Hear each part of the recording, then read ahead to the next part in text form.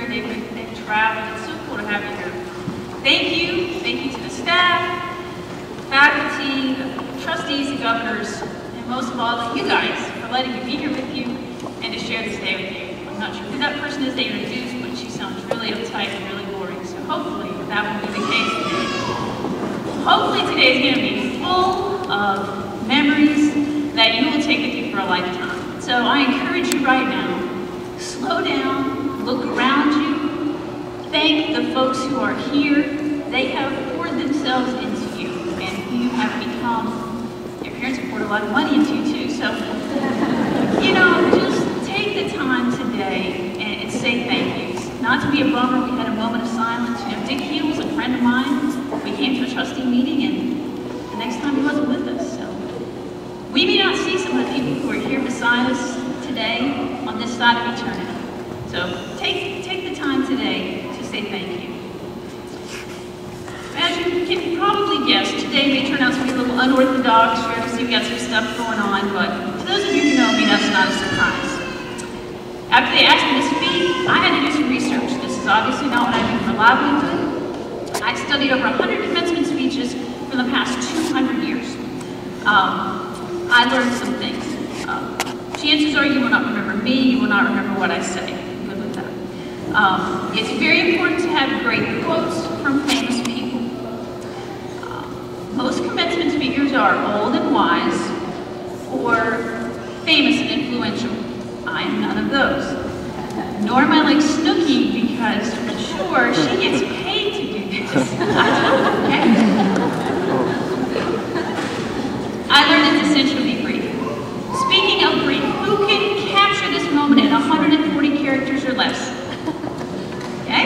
You guys know. The graduates are smiling at me. There are other people are like, what? Yeah. We're talking about Twitter. Okay? Do you guys tweet? Who tweets? Who's been tweeting today? I have been. Oh, you guys, you're pretty funny. I know you know what Twitter is, and I know that you participate. But anyway, one of the things on Twitter is called trending topics, and I love trending topics. Some of the most recent trending topics have been Rebecca Black, okay, yeah, you like her. Well, Tiger Blood, Charlie Sheen, Wendy. There we go. OBL, this last week, OBL was really big. One trending topic was called words to live by. It's not a typo in your program, it really is. Words to live by. And as I watched that and I followed it, I was reading these things that people say, if you really do this, if you live by these words to live by, will you be successful? And I thought, you know, those are all those commencement speeches I've been reading for the last months. Those are words to live by. So today we're going to see if Twitter got it right. I came up with a few words to live by. And it's always good. This is so cool. They look. Wait, and watch this. Okay, I can walk. Every lesson, as you heard, we have 3 kids, okay? Every lesson, you need an object. You need something to hang on to from today, to remember today. So I have my Disney backpack, so that kind of clues you in. Our first word to live by.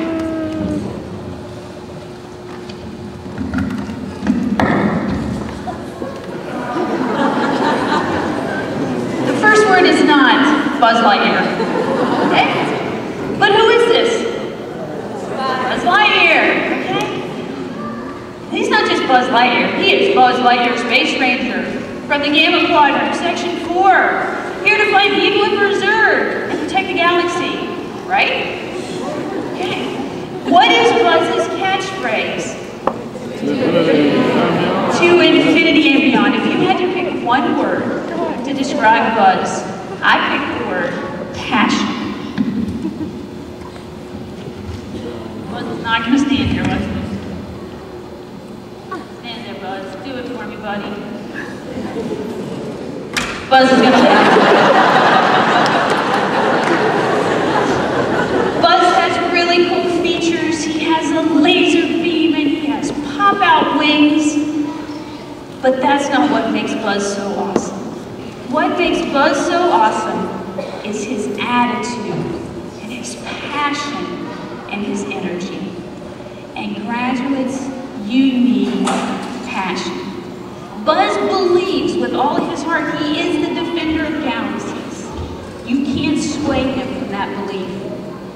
Scripture tells us that Jesus said, love the Lord with all your heart, with all your soul, and with all your mind. That is passion. We were created to be passionate people.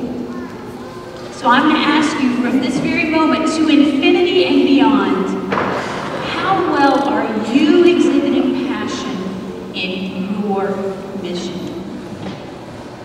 Many times, some of us more mature folks don't do this very well. We don't align our passion and our mission. But I challenge you to align your passion and your mission. To be truly successful, you need passion in your life. It is the great energizer. Confucius says, if you find a job that you love, you will never have to work a day in your life.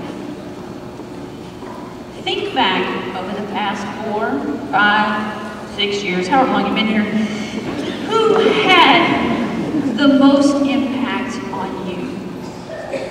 Who taught you most?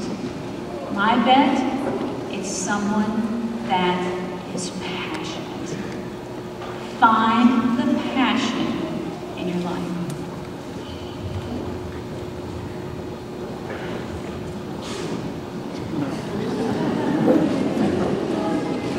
Buzz and Woody, they go together, right? Well, Woody, you know, what was his deal? Woody says, I'm a toy. He's good with that, you know? Andy, on the bottom of his boots. Purpose. Buzz had the passion, but he needed Woody's sense of purpose.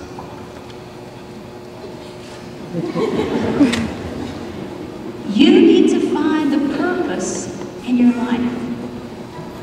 You have a divine purpose. My dad is here. You guys can be present, okay? I work in the operating room. I love this, okay? When I was a kid, he used to make fun of me. Not make fun of me. Kind of tease me. What? About the way I buttered my toast. Okay? He was, you're so artistic. Come on, Picasso. And I'm saying, no, it's not really artistic thinking back. It was very precise. Okay? I was able to find a job where I could be precise. Surgical precision. It started when I was buttering my toast as a kid. Okay? Jeremiah 29, God spoke to the exiles. He said, for I know the plans I have for you, declares the Lord. Plans to prosper you, not harm you.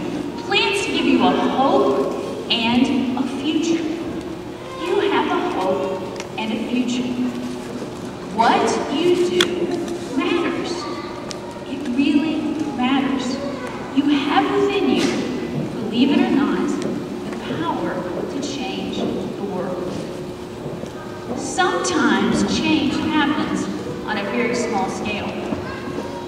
It's referred to as metaphorically as the butterfly effect.